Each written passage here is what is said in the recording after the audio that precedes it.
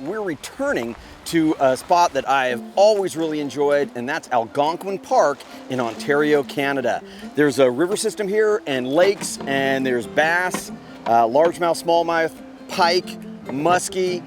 Beautiful location. I've been excited to come back here. Stick around.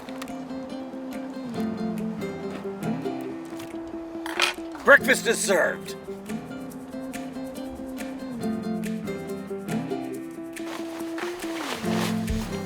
We have come up to Algonquin Park.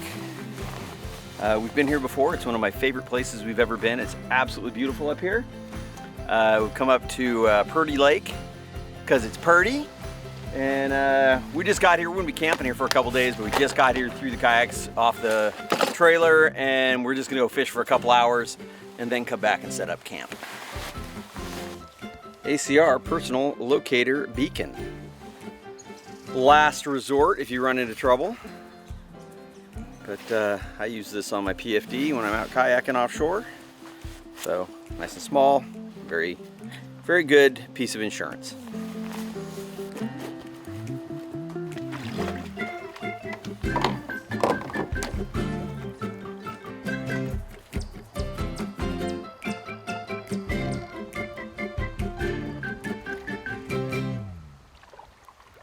Every time we go to Algonquin Park, it's generally around the same time of year. So every time I've been there, it's about the time when the leaves are changing. It's not filled with bugs. It's cooling down a little bit, and the fish are generally getting very, very active, feeding up before the winter time when the water really cools down. So every time we go there, we have good fishing. So when I come up here, I need to bring kind of a variety of gear because we may be catching smallmouth bass, we may be catching largemouth bass, and then pike and musky. For the bass, I liked a little bit lighter setup. For the musky, I definitely wanted a faster taper, heavy action rod. Usually just using a very short leader of Seaguar Premier fluorocarbon or Seaguar Gold Label fluorocarbon. For the bass, I was usually going 12 to 20 pound test. For the musky, I went up to 80 pound test because I needed to, I needed that protection from their teeth.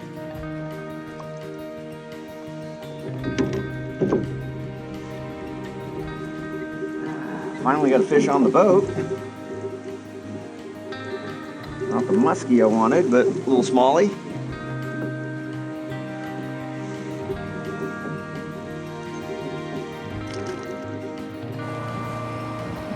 Apparently whoever fished here last spilled all the fish. Because this was not a paddle-in trip, we actually camped from the vehicle. So we were able to bring along our big Orion coolers. We had steaks. I mean, we ate like kings for a camping trip. What's going on, James? Sauteing mushrooms. We're roughing it a little bit tonight. Instead of powdered steak, we're gonna have real steak. Every time we've gone to the park, we have fished Lake Traverse, and then we've also gone down the river. This time we wanted to try something different. We heard about a lake that was supposed to be really good for bass. I'm sure it probably is. I don't know if we just didn't have the right stuff, if the fish were just off because there was a cold snap right before we came. Beautiful lake, no fish.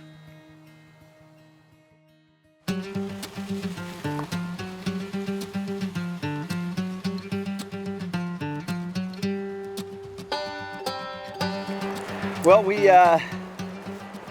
fished a lake near where we're camping last night, and it was a pretty good temperature change. So the fishing up there was pretty slow. I mean, as in non-existent. So decided to make a run up to Lake Traverse. We've had great luck at this lake in the past. It's a great musky lake. So just hoping we have some shelter from the weather. It was raining last night and kind of windy. But as of right now, it looks good. So let's go get it. I think one of the reasons that Lake Traverse is so productive is, well, it's not heavily pressured. It is a bit of a mission to get there. You know, it's a long dirt road you have to run down. And I think one of the reasons we do so well every time we go there is we don't fish the same areas that the few motorboaters that are on there fish. They have to stay outside in a little bit deeper water, where we get right in the thick of the weeds. There's a lot of weeds. You've got to fish weedless there because there's so many weed beds and lily pads and everything else. So we get into the thick of it where boats just can't get. You know, another just advantage of the kayak that we've always had. Nice, dude. That is a big fish. This is where I'm like, oh God, I have 40-pound test. Oh God.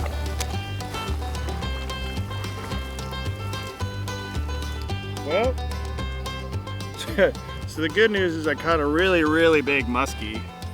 Bad news is I caught a really big muskie, and I don't think I quite got the hook set, and I lost it.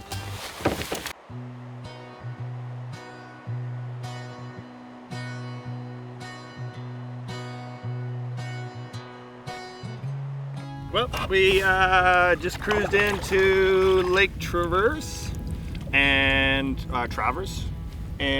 as soon as we got out here, the wind started picking up, so we got a little worried because we were blowing everywhere. But then as soon as we got to the money spot, because there's a money spot, Jim had a big old follow, and there's nothing like a musky follow. You see the wake of their shoulder coming through the water, so when it's nice and clear and flat like this, you can see the wake, which is pretty exciting.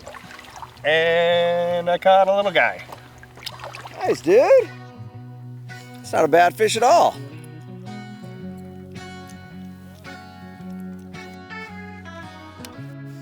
We brought along the Liska from Jackson Kayak. I really like this boat because it's pretty light. It's easy to manage, very standable, and it's kind of low profile, so it doesn't catch a lot of wind, and we've had a lot of wind. So it doesn't catch as much wind as some other boats. So for the conditions we're fishing in, it's really nice.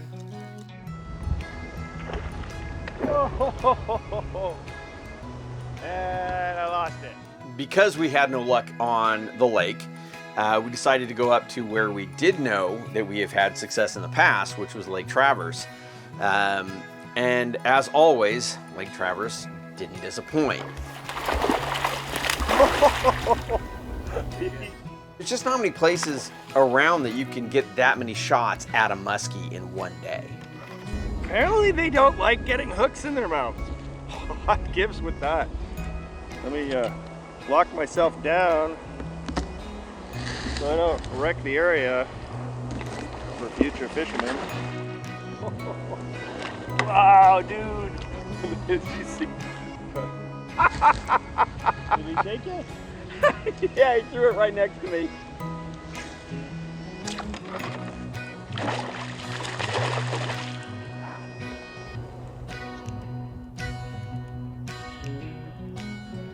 Looks like he's got some little lamprey problems.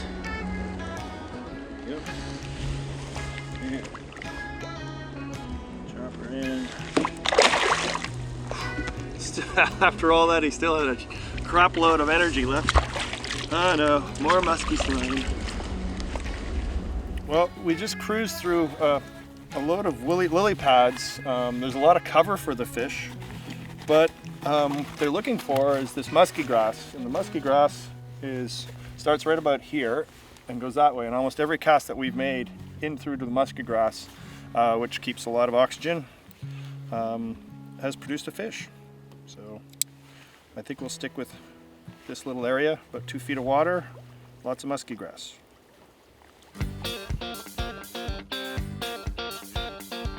Kind of came around the corner, found some good weed beds, and Lake Traverse doesn't disappoint. I've had plenty of shots at fish. I'm not getting them to stick. I was using kind of a soft rod, so I switched over to a little heavier rod. So hopefully I can drive the hook home a little bit better, because I've had plenty of fish on and I've lost every single one. Whereas James has landed 3 or 4, I think. So the fish are here, they are chewing. Now I just need to actually put one on the kayak and not just have it jump next to me and throw the hook. Although it looks like we might be getting some rain. I just felt some raindrops. Well, I tell you, this weather could have been a hell of a lot worse.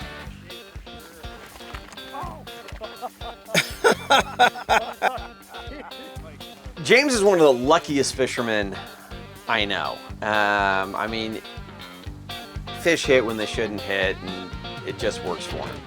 He uses the wrong lures, he uses the wrong equipment, and he still gets fish. So I guess that means it's not really the wrong lure. But you know, there's just certain people that, you know, you've probably seen certain guys on our show quite a bit, and that's just because we love these people and we enjoy their company and shooting with them. It's not just about the fishing, it's about the company, and we just always have fun and we always laugh, and we laugh all day when we're with James. Oh my goodness.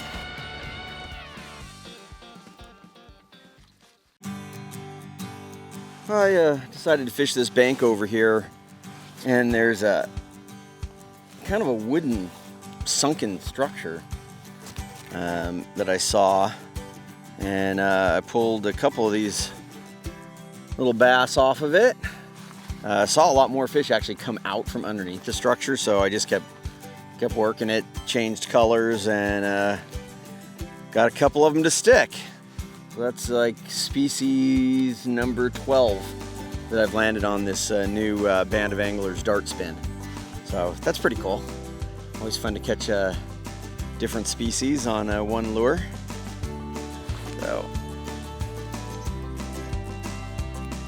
there we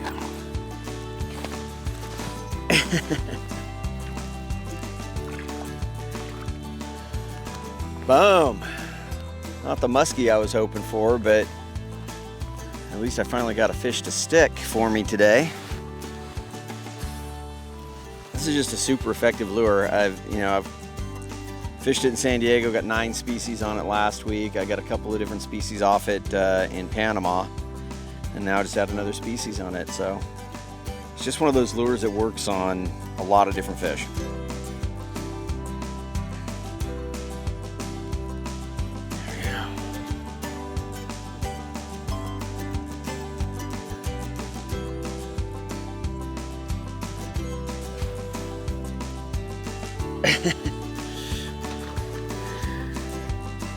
Spinning me around.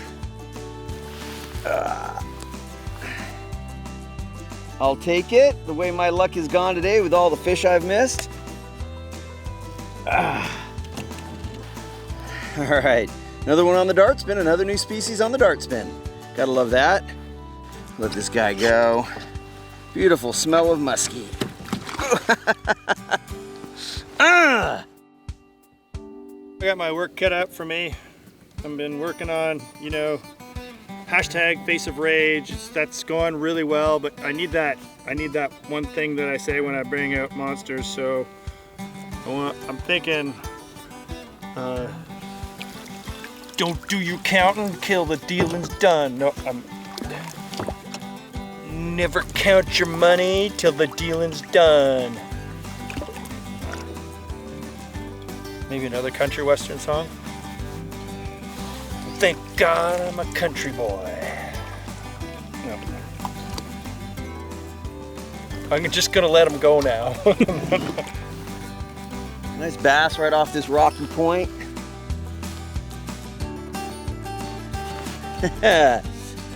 Well, fishing's picked up for me this afternoon.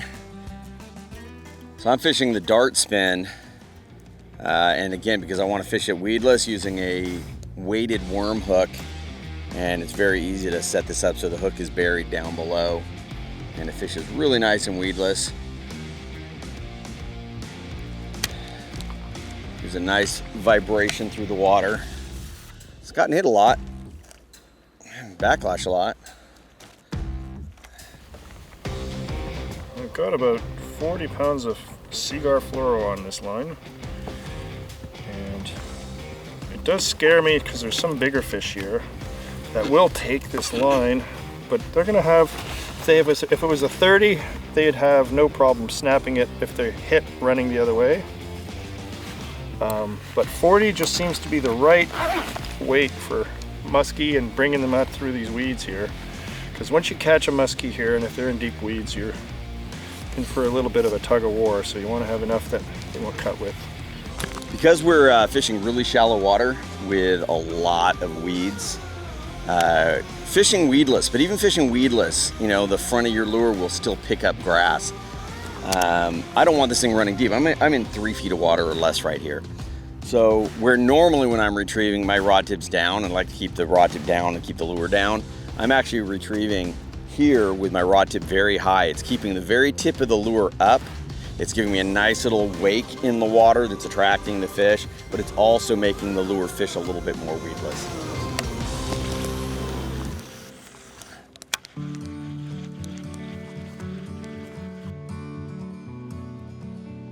This rage tail, I think it's the white, dark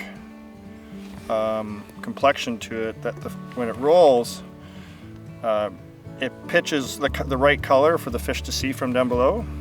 It's a cloudy day, and cloudy days with little periods of lightness tend to mess up your pattern because you don't know what colors to choose, but this one actually is a two-tone, so it'll rotate like that, present to the fish.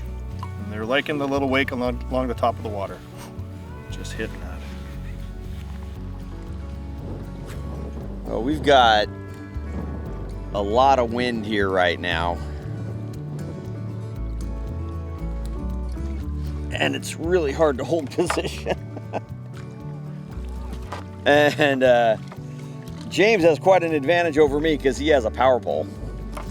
So he can drop that thing down with more pressure and hold himself in place. I've got a Yak Attack stakeout pole, which normally works really well, but it's kind of at its max here. We've hit this wind and it's pushing me faster than that'll hold. And the bottom is pretty solid.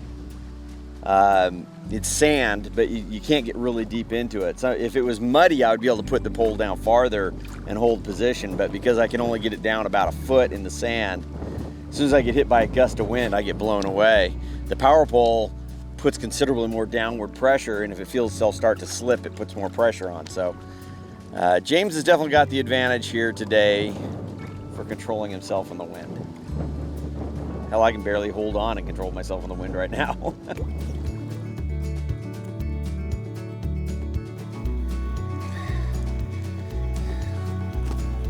Well, that's it from Algonquin Park. We had a great time, got on some good fish. I hope you enjoyed it. If you're going out on the water, always wear your PFD and keep your paddle right side up.